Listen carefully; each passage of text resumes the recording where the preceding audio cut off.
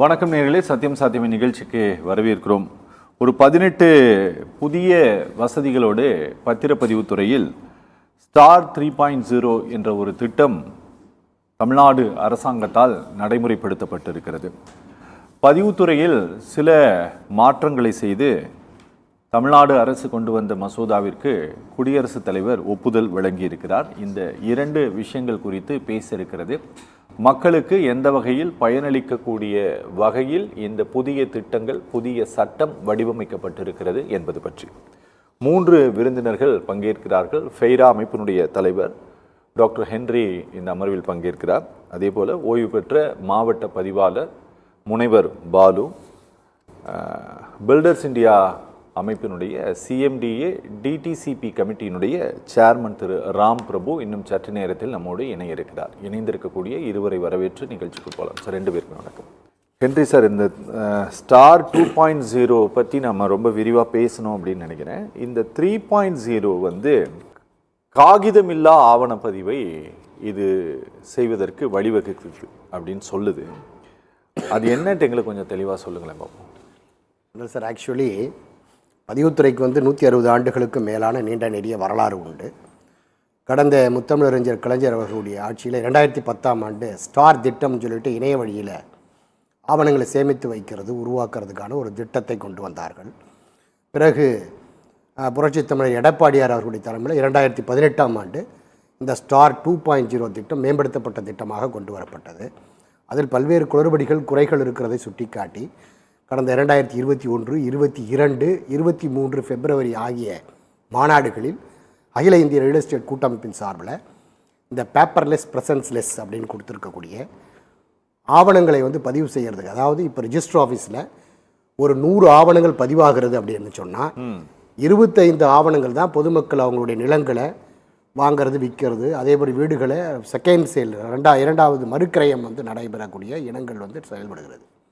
மீதம் இருக்கிற 75% நகர்ப்புறங்களில் ஃபஸ்ட்டு சேல், மனைகளை அபிவிருத்தி செய்திருக்கிற அபிவிருத்தியாளர்கள், அடுக்குமாடி குடியிருப்புகளையும் தனி வீடுகளையும் கட்டியிருக்கிற டெவலப்பர்ஸோட ப்ராஜெக்ட் தான் பெரும்பான்மை ஆகிறது.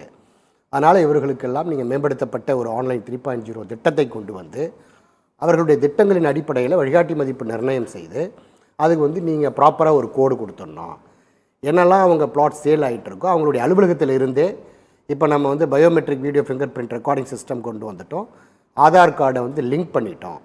அதை கைவிரல் பெருரேகை வச்சு உறுதி செய்துக்கலாம். ஓடிபி மொபைலில் வரும், அதை வச்சு உறுதிப்படுத்திக்கலாம். அந்த அடிப்படையில் இந்த திட்டங்களை கொண்டு வாங்கன்னு சொல்லிட்டு பதிவுத்துறை தலைவர் மரியாதைக்குரிய திரு சிவனருள் ஐஏஎஸ் அவர்கிட்ட தான், இப்போ அவர் டிஎன்பிசி மெம்பராக இருக்கார், அவர்கிட்ட இந்த திட்டங்களை விரிவாக நாங்கள் டீட்டெயில்டாக கொடுக்குறோம். அவர் தான் இந்த திட்டத்தை அரசுக்கு பரிந்துரை செய்து 2023ஆம் ஆண்டு ஒரு அரசு ஆணையை வெளியிடுகிறார்கள்.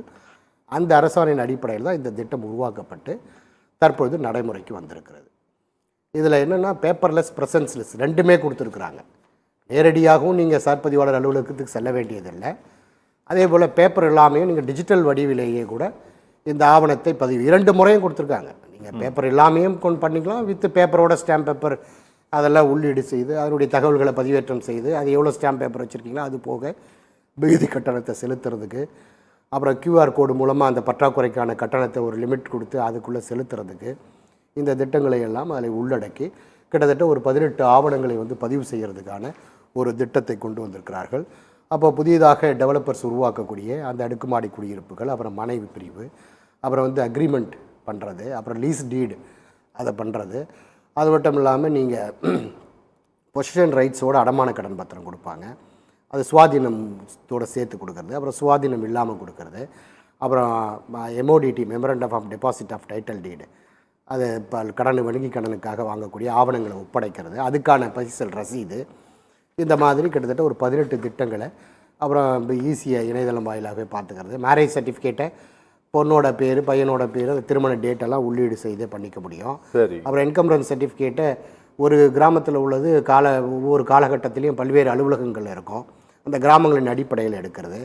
அப்புறம் ஆவண எண்ணை குறிப்பிட்டு அதுக்கு முந்தைய ஆவணங்களுடைய விவரங்கள், பிந்தைய ஆவணங்களுடைய விவரங்கள்லாம் வரக்கூடிய அளவுக்கு கொஞ்சம் அட்வான்ஸ்டாக ஒரு தொலைநோக்கு பார்வையோட ஒரு சிறந்த தொழில்நுட்பத்தை பயன்படுத்தி இதை இந்த திட்டத்தை உருவாக்கி கடந்த 22ஆம் தேதி நடைமுறைக்கு கொண்டு வந்திருக்காங்க. சோதனைக்காக ஒரு 3 மாதங்களுக்கு மேலாக மாவட்டத்துக்கு 1 மண்டலத்துக்கு 1ன்னு எல்லாம் செயல்படுத்தப்பட்டு தற்பொழுது இது வந்து எந்த நேரத்திலும் எந்த இடத்திலும் இருந்து ஆவணம் சமர்ப்பிக்கும் வசதி அது எல்லை வந்து இந்தியாவுக்குள்ளே கொடுத்துருக்காங்க.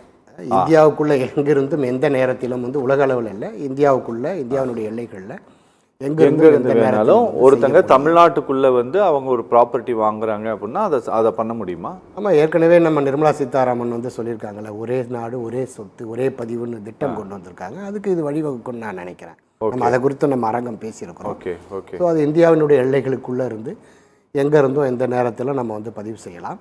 ஆனால் முதல் வேலை நாட்களில் அதை வந்து சரியாக இருக்கும் பட்சத்தில் உறுதிப்படுத்திட்டு அதுக்கு தீர்வு ஏற்படுத்திடணும். ஓகே. ஒருவேளை அவங்க தீர்வு ஏற்படுத்தலைன்னா 2வது நாள் வந்து அவங்க பதிவுக்கு லாகின் ஓப்பன் பண்ணால் அந்த சப் ரிஜிஸ்டாருக்கு ஓப்பன் ஆகாது.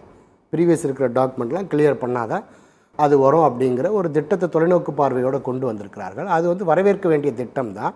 மேலோட்டமாக இருந்து நீங்கள் பார்க்கும் பொழுது அது சாதகமாக பாதகமாக அப்படின்னு சொன்னிங்கன்னா முழுக்க முழுக்க சாதகம் தான். நேரம் காலத்தை வந்து வீண் விரயத்தெல்லாம் தடுக்கும். அப்புறம் அவங்க பெரும்பான்மையாக என்ன சொல்கிறாங்க, சார்பதிவாளர்கள் வந்து லஞ்சம் வாங்குறாங்க, அந்த லஞ்சத்தை வந்து இனி கொடுக்க வேண்டிய அவசியமே இருக்காது அப்படின்லாம் சொல்கிறாங்க.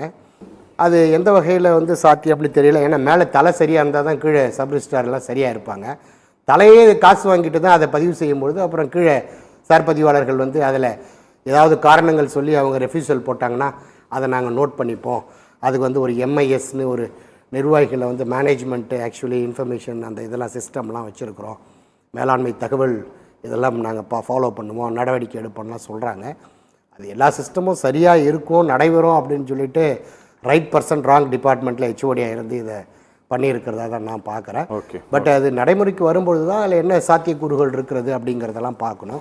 ஏன்னா நான் அவரோட இன்பர்சன் சந்தித்து பேசும்போது பதிவுத்துறை தலைவர் என்ன சொன்னார்னா, ஃபஸ்ட்டு சேலுக்கு மட்டும் நாங்கள் கொண்டு வரோம், அடுத்தது வந்து எல்லா ஆவணங்களுமே நம்ம இப்போ ஒரு 3 days வரைக்கும் இப்போ டைம் டியூரேஷன் கொடுக்குறோம், 3 working days. அதன் பிறகு அடுத்த வேலை நாட்களில் நீங்கள் சாட்டர்டே சண்டேலாம் உருவாக்குறீங்கன்னா மண்டேவில் இது வந்து ரிலீஸ் ஆகிடும்.